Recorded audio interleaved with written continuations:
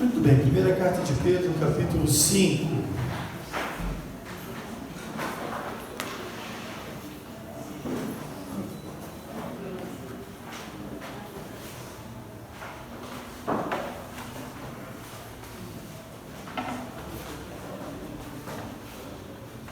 Primeira carta de Pedro, capítulo 5.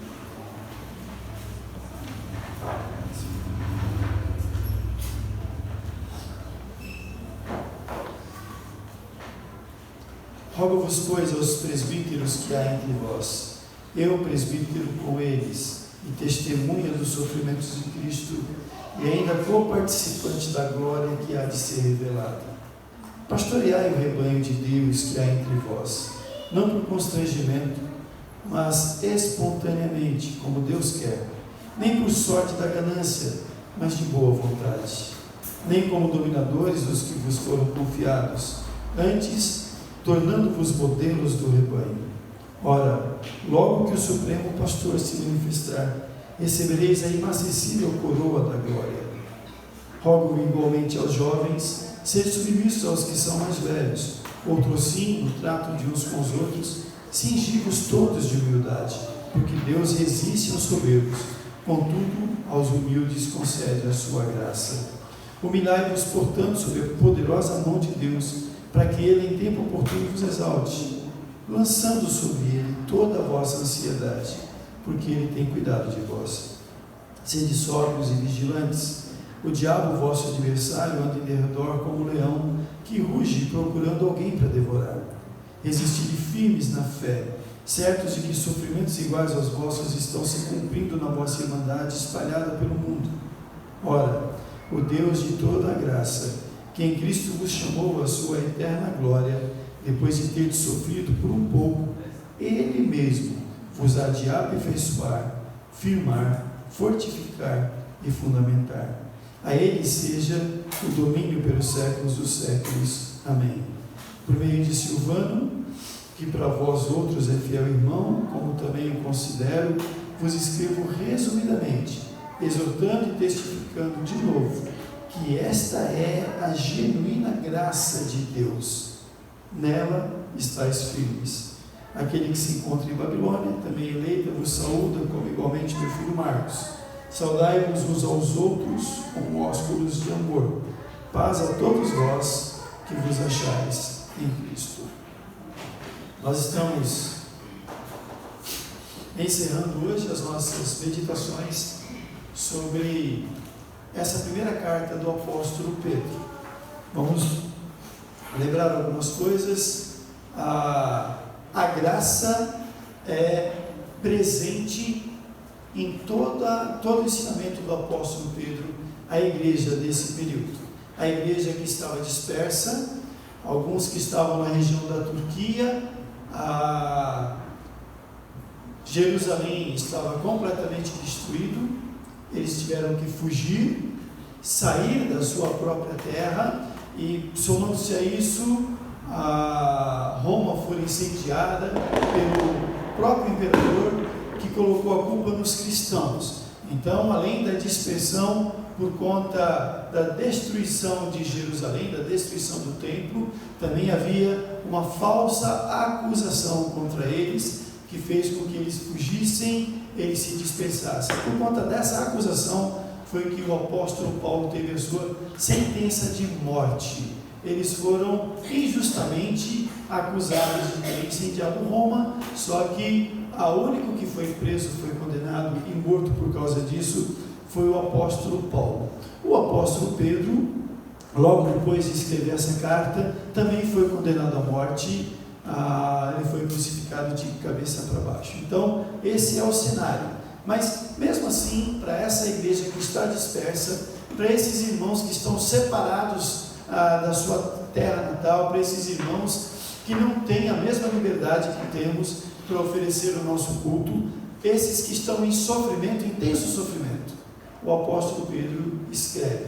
E como nós já vimos aqui durante as nossas meditações, nesse tempo que nós estamos conversando sobre a carta, em nenhum momento o apóstolo Pedro exaltou o sofrimento, oferecendo a vitória sobre os inimigos, dizendo que eles seriam vencedores, que eles seriam a cabeça e não cauda. Em nenhum momento o apóstolo Pedro fez alguma promessa vinda da parte de Deus de que eles voltariam para sua terra natal, de que eles voltariam para o templo, de que o templo seria cristianizado, eles poderiam assim falar de Jesus abertamente na sua própria terra. Em nenhum momento o apóstolo Pedro ele promete vitória. Ele não faz isso em nenhuma das vezes que ele escreveu. O que o apóstolo Pedro faz é conversar com esses irmãos que estão em sofrimento e chamar a consciência desses irmãos. Esse foi um dos temas que nós pregamos no capítulo 2. O apóstolo Pedro chama a consciência desses irmãos que sofrem, mostrando que em meio ao sofrimento, à dor, muitas vezes escravizados, eles haveriam sim de serem submissos até mesmo aos seus patrões, aos seus senhores perversos. Eles se submeteriam a toda sorte de sofrimento, porque a sua consciência agora era uma consciência transformada, e eles sabiam que é para Deus. É para Deus que eles estavam vivendo.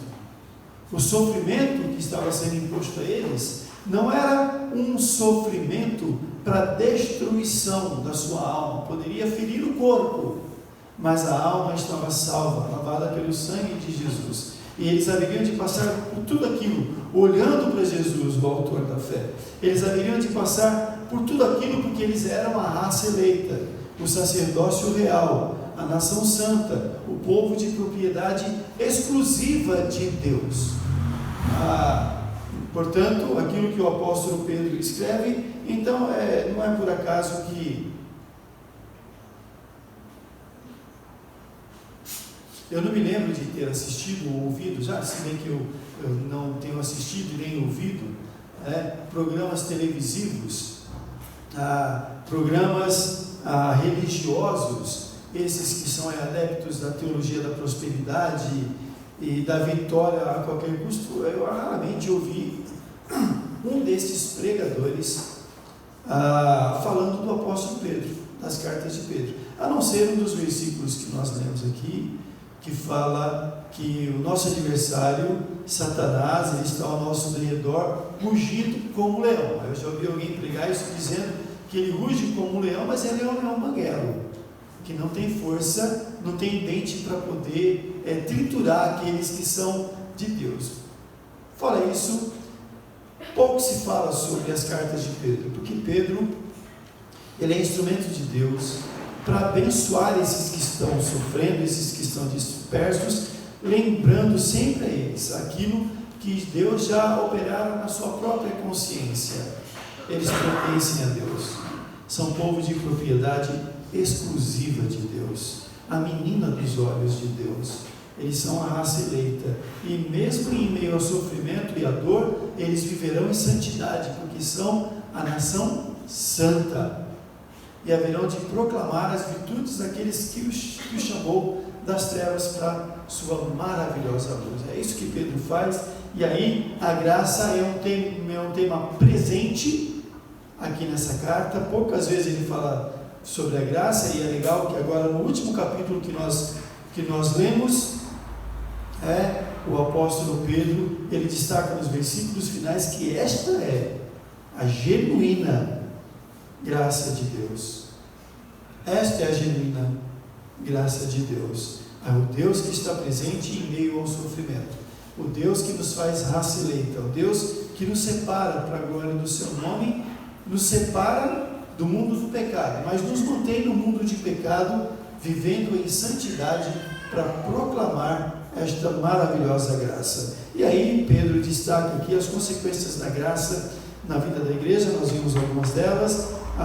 Entre as consequências da graça destaca-se salvação, santificação, submissão, sofrimento e hoje, em especial no capítulo 5, serviço e firmeza. É isso que ele destaca, o serviço e a firmeza da esperança. O apóstolo Paulo, quando escreve a igrejas que eram perseguidas, quando ele escreve a igreja em Tessalônica, ele destaca a firmeza da fé e da esperança desses irmãos.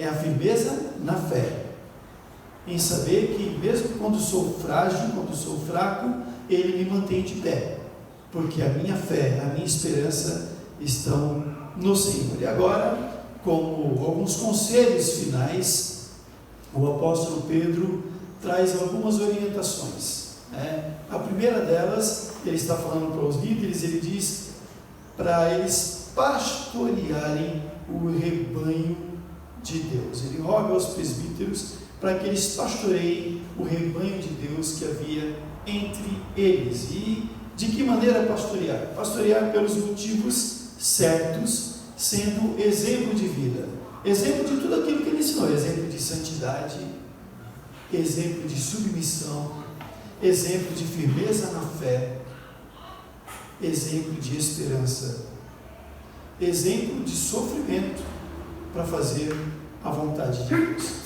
Aí, retornando a nossa mensagem introdutória a esta carta, o apóstolo Pedro, nós entendemos que a jornada de fé do apóstolo Pedro, ela começa lá no Evangelho de João, quando, depois da segunda pesca maravilhosa, o Senhor Jesus, ele chama Pedro de lado, Pedro que havia negado que conhecia Jesus por 3 vezes, o Senhor Jesus chama Pedro de lado e pergunta: Pedro, tu me amas? Você me ama mais do que esses outros? E pergunta 3 vezes para Pedro, e Pedro se entristece por essa pergunta, e ele se prostra diante do Senhor, e a resposta de Pedro é: Senhor, o Senhor sabe todas as coisas, o Senhor conhece o meu coração. Eu não sei se eu sou capaz de te amar mais do que os outros, mas eu sei que o meu coração te ama até onde ele é capaz de amar.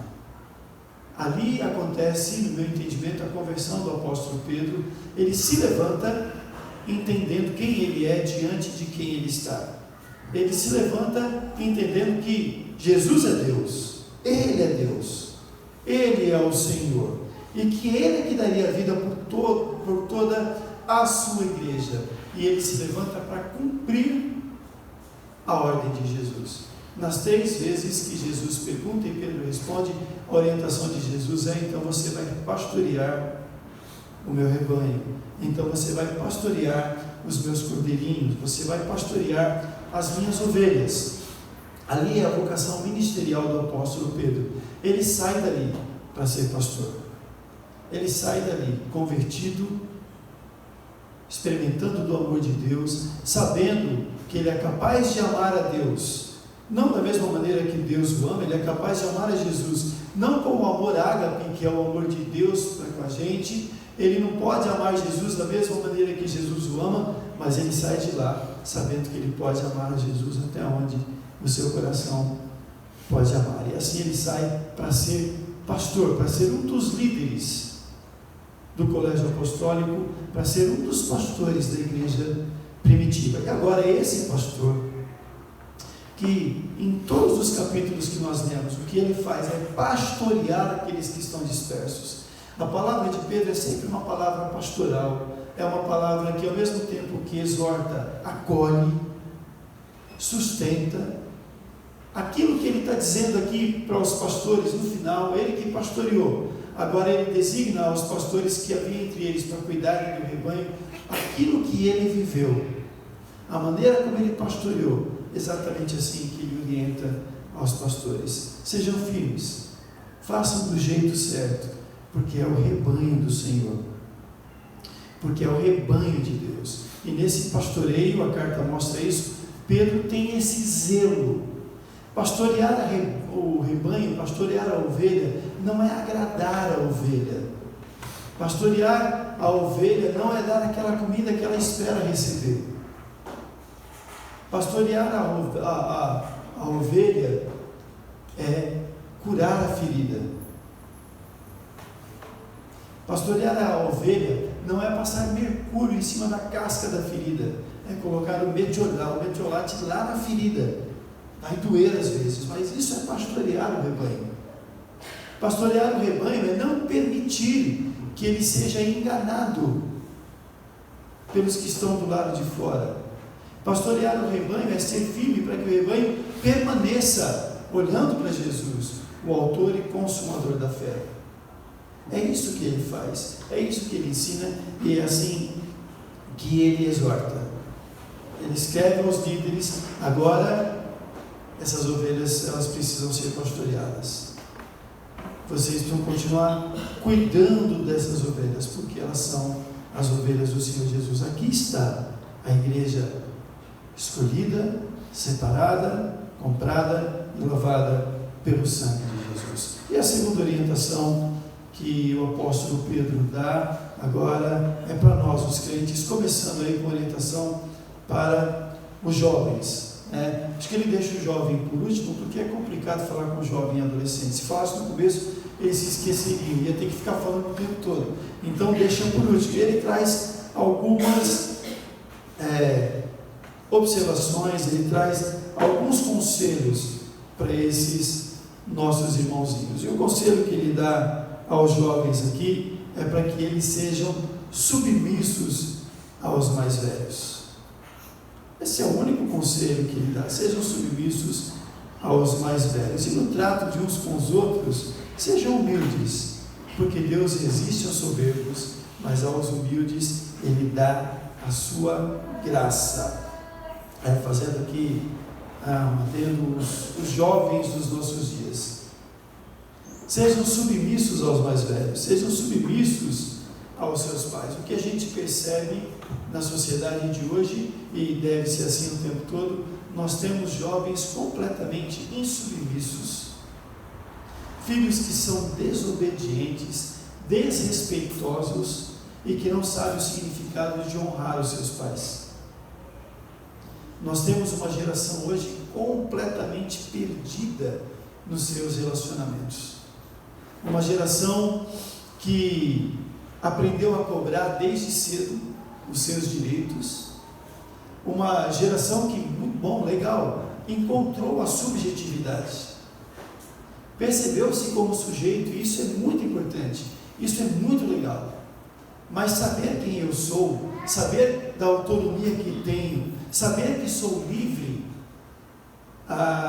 não me dá o direito de ferir o outro, de desrespeitar e de ir na contramão da palavra de Deus. Com os jovens que eu tenho conversado, que às vezes eu tenho aconselhado, tenho orientado, algumas pessoas já me perguntaram e têm muito medo. Uma vez alguém me perguntou: pastor, como é que a gente vai fazer com esses jovens e adolescentes dessa geração? Eu falei: como assim?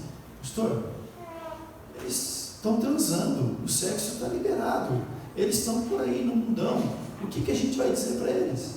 Não vamos dizer nada. Nós vamos dizer que Deus os ama, que Deus é o Pai, e eles podem amar a Deus.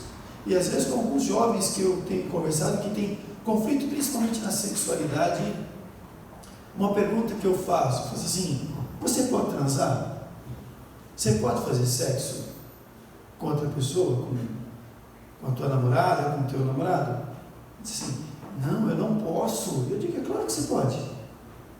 Você pode, você é sexuado, você tem libido, você tem desejo. Poder você pode, talvez você não deva. Eu não perguntei se você deve, eu perguntei se você pode. Então, se você pode, você tem aí o órgão sexual que funciona, tem uma cabecinha que é alimentada por desejo, então você pode transar, você pode fazer sexo. É mesmo? Você pode.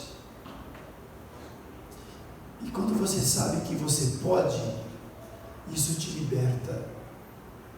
E aí você vai fazer, porque você sabe que pode, e não vai fazer, porque sabe que pode. Saber que sou livre me dá a capacidade de dizer não para fazer aquelas coisas que eu posso fazer. Não é pela proibição, não é pela repressão e pela opressão, é pela liberdade, é pela autonomia. É assim. Agora os nossos jovens foram reprimidos, foram oprimidos o tempo todo, e são, o tempo todo, são dispersos, estão largados, como diriam as pessoas lá de trás. Eu estava no metrô outro dia e veio uma senhora com um cartaz assim, de um papelão, e estava escrito assim: e se fosse o seu filho, o que você faria? Eu olhei bem para aquela senhora, olhei do jeito que ela estava, olhei pelo corte de cabelo, não que isso seja tão importante, mas olhando a estética da pessoa, eu logo entendi que ela não morava em Paraisópolis e que não se tratava dos filhos dela. E aí eu fiquei pensando, se fossem os meus filhos, se um filho meu estivesse entre os 9 que foram mortos lá em Paraisópolis, o que eu faria? E aí eu pensei, eu lamentaria a falta de política pública do nosso governo, eu lamentaria a falta de segurança pública, eu lamentaria a truculência da polícia militar, eu lamentaria a falta a motivação para a cultura, de fato, abrir as portas para eventos culturais, quer o funk seja cultura ou não. Eu lamentaria não ter espaço para os jovens serem recebidos, serem acolhidos, eu lamentaria. Eu lamentaria também o fato de ter um filho de 14 anos, morto de madrugada, num lugar onde rola sexo, drogas e bebidas, e eu nem saber onde ele estava. Porque todos os pais que foram entrevistados, eles disseram que não sabiam onde os filhos estavam. Eu lamentaria ser um pai inconsequente, incapaz de cuidar de um menino, de uma criança de 14 anos. Mas vocês perceberam que isso não está sendo falado? Vocês perceberam que a responsabilidade dos pais, ela não está sendo levantada? A culpa é da polícia, a culpa é do governo, mas é a família. Sabe por quê? Porque para essa sociedade, a família tem sim que ser destroçada, a família tem que ser destruída, ela tem que perder o seu valor, porque não interessa viver em família, porque a família, ela tira a criança, ela tira o jovem do pancadão, a família tira a criança e o jovem da encruzilhada, do caminho onde estão os perigos, e traz o jovem para dentro de casa, a família traz o jovem para a igreja. A família abraça, acolhe. Então é preciso mostrar para os pais que eles não têm mais condições, capacidade e poder de cuidar dos jovens e adolescentes. E é preciso colocar na cabeça de uma criança de 13, 14 anos que ele sabe o que é melhor para ele, que ele pode mandar na sua própria vida. E assim, é claro, teremos jovens insubmissos. E assim, é claro, teremos jovens rebeldes que não sabem honrar os mais velhos, porque não têm sido amados, cuidados e amparados pela própria família, pela própria casa. As orientações do apóstolo Pedro são para aqueles que estavam dentro da igreja, que estavam sendo perseguidos. As orientações continuam as mesmas. A diferença é que talvez lá, os pais que estavam dentro da igreja conseguiam, vivendo o evangelho, vivendo em santidade, manter os seus filhos dentro de casa, manter os filhos na igreja. Onde estão os nossos filhos? Onde estão os filhos dessa geração de crentes dos nossos dias? A gente precisa ficar há muitos anos aqui debatendo semana após semana sobre o valor da escola dominical. Por que os pais continuam trazendo os filhos da escola dominical? Por quê?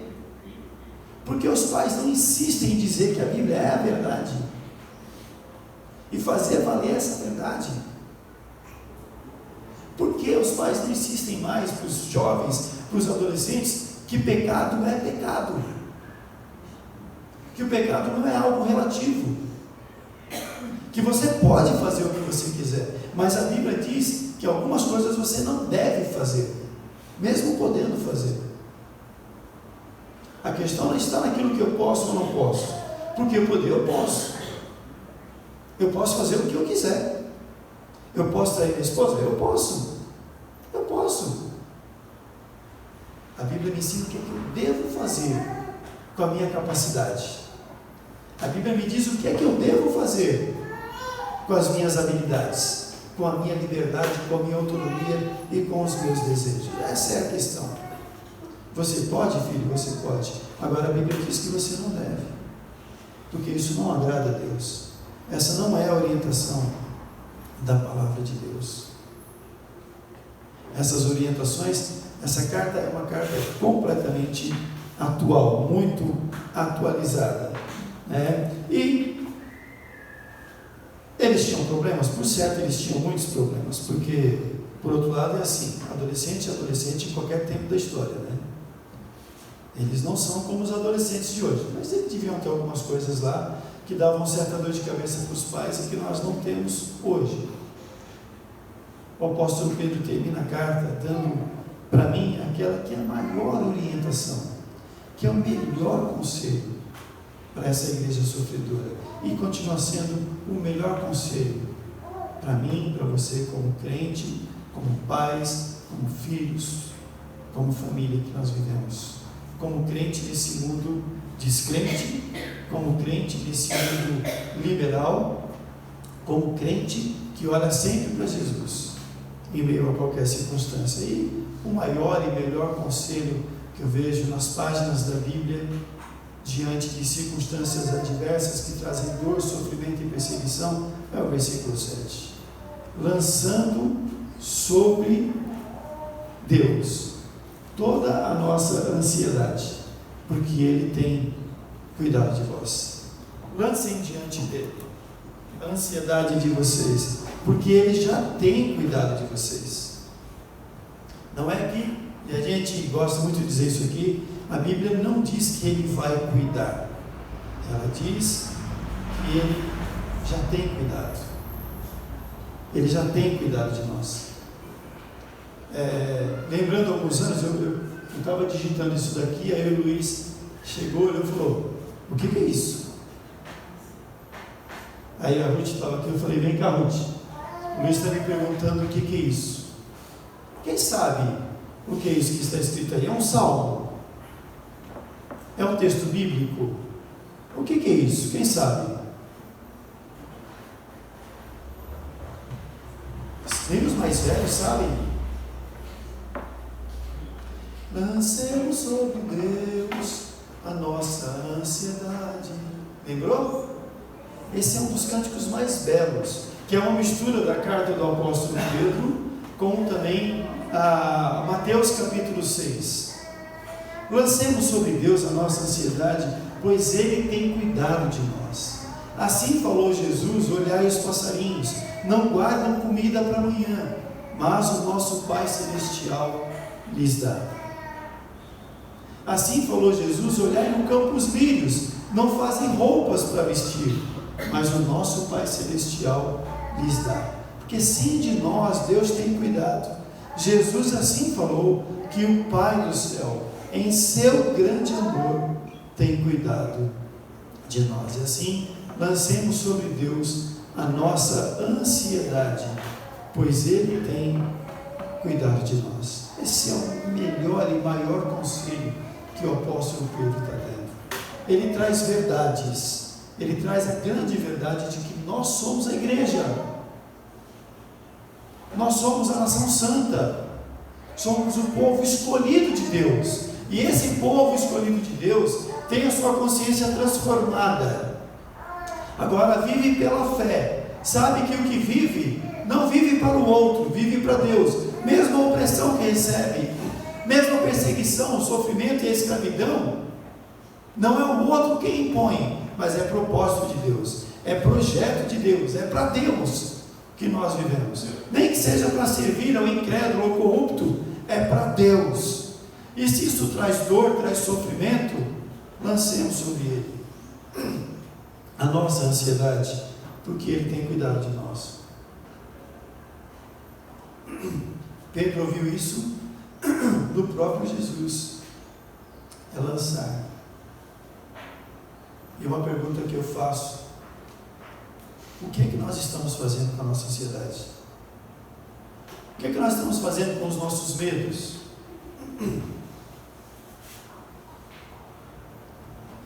O que nós estamos fazendo com as opressões, com as tentações que batem à nossa porta?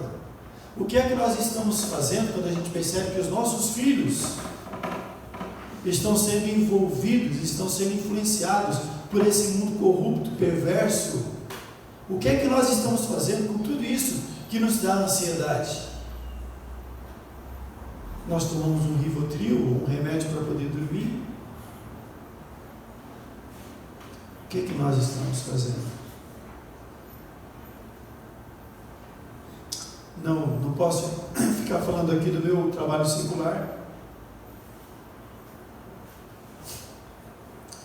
mas eu atendi uma pessoa durante muitos anos, uma pessoa que vivia ansiosa, que vivia no pecado, mas dizia que frequentava uma igreja evangélica, e toda semana eu ouvia, conversava, orientava, atendia, e um dia ele me disse assim: eu sei que você é pastor, eu queria que você me desse um conselho pastoral. Eu falei: então, eu não posso fazer isso aqui no meu consultório, mas se você quiser, um dia a gente pode tomar um café, a gente pode sair, pode bater um papo fora daqui. Ele falou: eu quero sim, pastor, eu quero muito. Aí, depois que nós já tínhamos terminado, acho que no último atendimento, ele me deu uma carona, estavam ele e a esposa dele, ele me deu uma carona, e quando eu entrei no carro eu falei: pois é, você tinha me pedido um conselho pastoral, então agora eu posso te dar um conselho pastoral. Ele falou: é mesmo? Então eu estou esperando. Eu falei: olha, você precisa se converter, cara, você precisa entregar o teu coração para Jesus, verdadeiramente, você precisa lançar diante dele todos os motivos do teu coração, a tua dor, a tua ansiedade, o teu medo, os teus desejos. Falei: não tem nenhum problema, você pode continuar vindo aqui toda semana, você vai continuar me pagando, eu vou continuar te ajudando a lidar com essa dor, com esse sofrimento, mas já que você disse que é crente, você e eu sabemos que para algumas coisas, para algum tipo de depressão, de ansiedade, é preciso um profissional, como um psicólogo, um psiquiatra, um remédio. É verdade, porque tem coisas que são orgânicas, mas quando se trata de pecado, sofrimento por causa do pecado, depressão por causa do pecado, é a conversão, é dobrar os joelhos diante de Jesus, é abandonar o pecado, é lançar diante dele os motivos do nosso coração. O que é que nós estamos fazendo com a nossa ansiedade, com os nossos medos? Se nós reprimimos a ansiedade, isso é uma das coisas que normalmente nós fazemos, se ao invés de despejar a ansiedade, nós guardamos a ansiedade, se nós guardamos o nosso sofrimento, se nós não extravasamos aquilo que está aqui explodindo dentro do nosso peito, então nós adoecemos. E se nós adoecemos, vários podem ser os sintomas desse adoecer, entre eles a depressão e a angústia, são sintomas clássicos de gente que guarda, que absorve toda a ansiedade, toda a dor e o sofrimento e não extravasa. Depressão e angústia. Mas há outros aí sintomas que a gente pode perceber: insubmissão, egoísmo, vaidade, arrogância e agressividade. Acredite ou não, isso pode ser sintoma de uma ansiedade, de um sofrimento guardado. Porque se há um sofrimento em mim, por conta da minha história, por conta do meu trauma, se há um sofrimento em mim, por conta de um ego ferido, se há um sofrimento em mim, por causa de culpa, por causa de uma enfermidade que não é curada, se esse sofrimento está em mim, e eu reprimo esse sofrimento, então existe uma grande possibilidade de eu projetar essas culpas, essas dores no outro.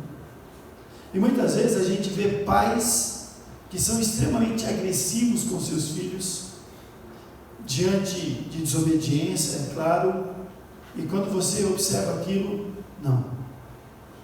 Sabe quando alguma vez o teu filho já falou assim para você: desnecessário isso que você está fazendo? Já falou?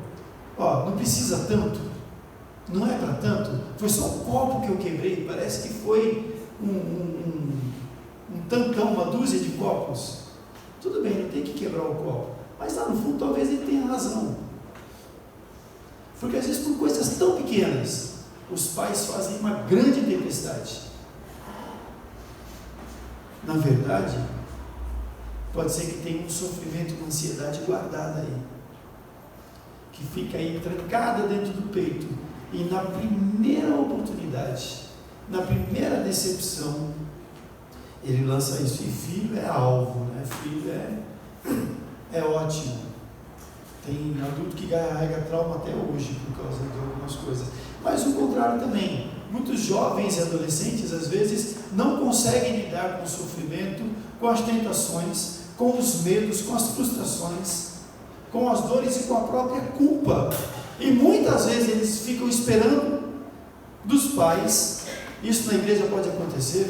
Muitas vezes, sabe o que é que os nossos filhos ficam esperando da gente? Que a gente seja crente. Que a gente seja aquele crente que empurre, esfregue a Bíblia na cara dele para dizer, aqui, Deus ama você. E porque Deus te ama, você vai conseguir vencer esse pecado. Você não deve fazer isso, porque a Bíblia está dizendo, porque Deus te ama. Porque Jesus morreu lá na cruz por você. Às vezes eles ficam esperando isso. E a gente não faz nada disso. Nada disso. Às vezes a gente fica colocando melzinho na chupeta, quando devia dar um chá de boldo, para ele sentir o amargor lá no estômago dele. Sofrimento.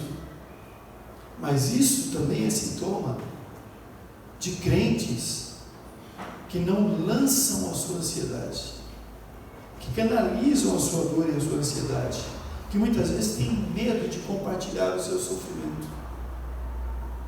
Você não tem que sair por aí contando seus pecados para todo mundo. Mas como é bom ter alguém, um companheiro de oração, alguém para quem você possa pedir uma oração, para quem você possa compartilhar, quem sabe, até mesmo uma culpa que esteja aí dentro de você. Ok? E muitos podem ser os motivos da nossa ansiedade. Muitos podem ser. As necessidades básicas. Jesus fala lá no Sermão do Monte, que eu lembrei agora, Mateus capítulo 6, não andeis ansiosos de coisa alguma, quanto ao comer ou vestir, porque para os pássaros Deus dá comida, para os lírios do campo Ele veste para que a geada não mate, não queime. Então, se Deus cuida assim, da natureza que Ele criou, dos animais que Ele fez, Ele vai cuidar de você também. Não fique preocupado com as necessidades básicas, quanto ao comer e ao vestir. Não se preocupe com o pão, com o arroz e o feijão, com o trivial. Não se preocupe com o agasalho, com a roupa. Não se preocupe. Deus dará tudo isso a você. É isso que Jesus está dizendo. Mas aí o que foi que nós fizemos com esse texto? O que foi que nós fizemos com Mateus capítulo 6, de 25 a 33? Nós cometemos uma grande heresia nesse texto, que serve para trazer mais angústia e ansiedade. Nós mudamos. Hoje, nós, religiosos em geral, compositores que colocaram isso para cantar também, disseram assim, buscai primeiro o reino de Deus e a sua justiça, e todas as demais coisas serão acrescentadas. Jesus não disse isso. Ele não disse que vai me dar tudo que eu quero. Ele não disse que vai satisfazer todos os meus desejos. Ele não disse nem que vai me dar tudo aquilo que eu preciso, de acordo com as necessidades que a sociedade impõe. Ele não disse isso. Ele disse que o pão, a comida, o básico, o agasalho não faltará. E Davi diz isso lá no Salmo 37, que o Fábio lembrou na semana passada, no café na casa dele. Fui moço, agora sou velho, mas eu nunca vi o justo desamparado, nem a sua descendência a mendigar o pão. Eu nunca vi. Porque Deus cuida das suas ovelhas. Ele cuida daqueles que são seus. Mas a religiosidade dos últimos dias, das últimas décadas veio me dizer que eu tenho que prosperar. Deu uma nova definição de prosperidade.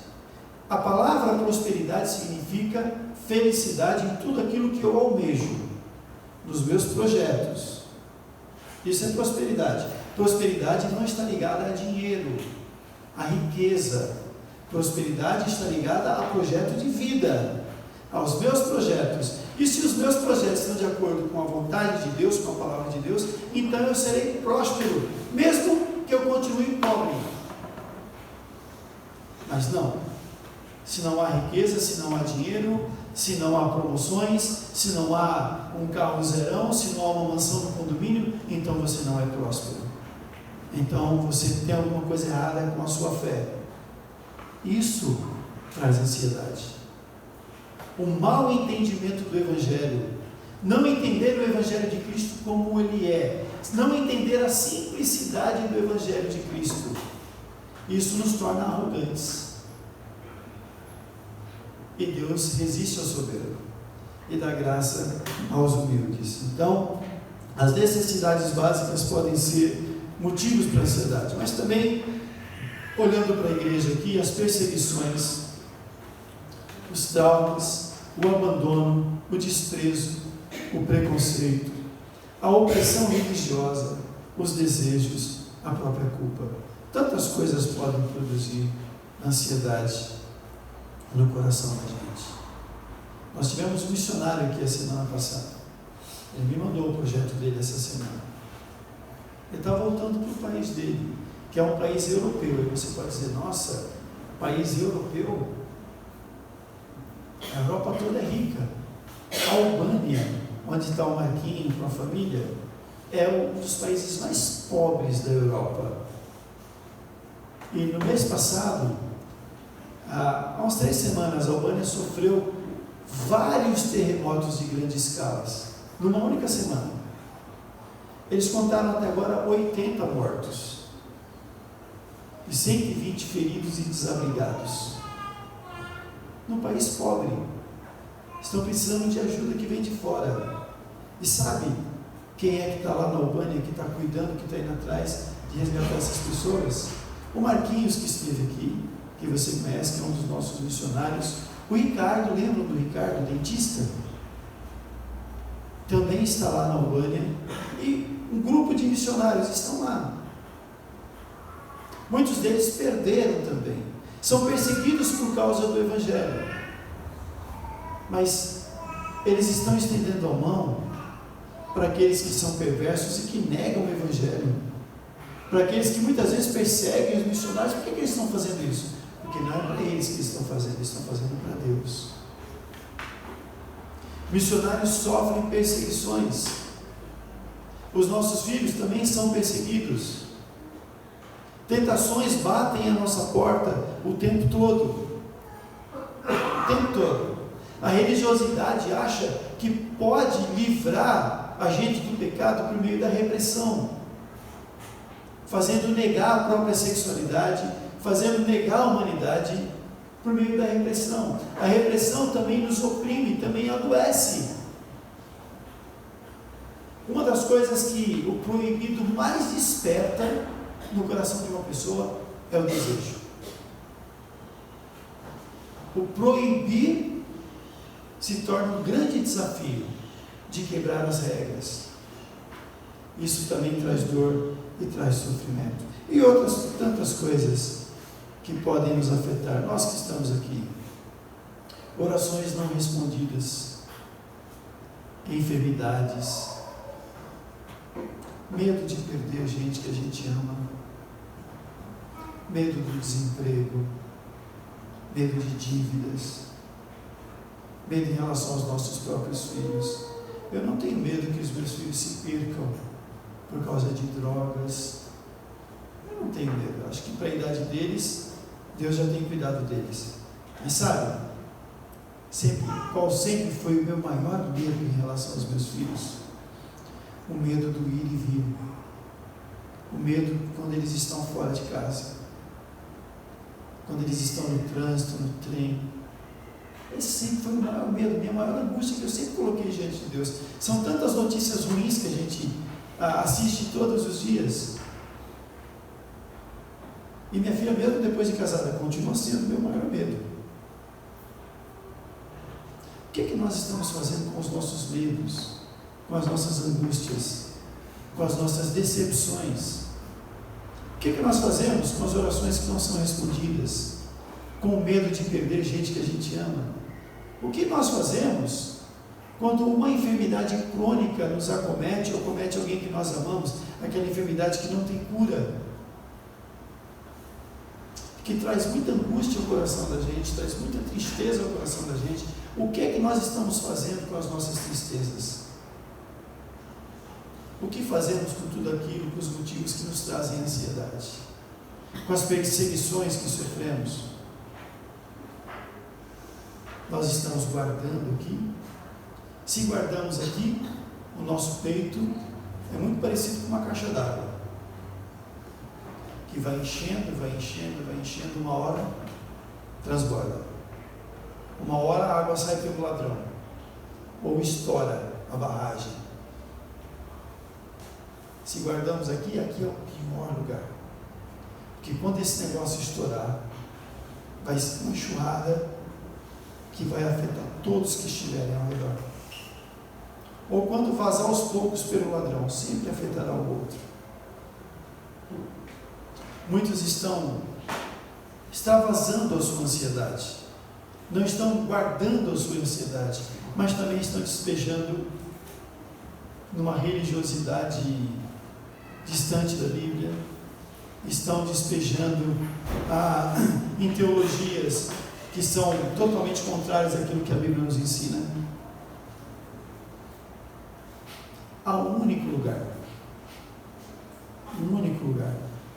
uma única gaveta onde eu posso depositar a minha ansiedade e todos os motivos do meu coração.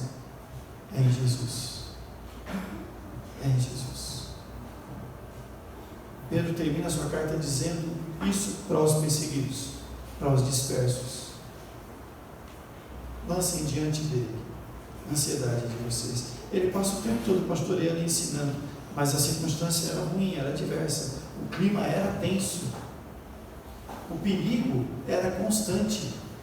Ele pastoreia o tempo todo, e agora ele finaliza dizendo, ainda assim, se ainda há ansiedade, lancem diante de Jesus, porque Ele já tem cuidado de vocês, Ele já tem feito isso.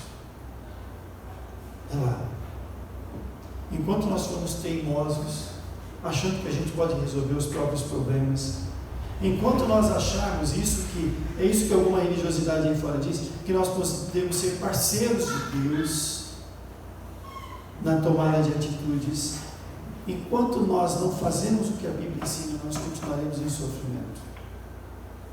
Nós continuaremos distantes da palavra. A ansiedade tomará conta do nosso coração. O sofrimento, a dor, a culpa aumentarão a cada dia. E pode ser que por um tempo a gente consiga guardar isso aqui,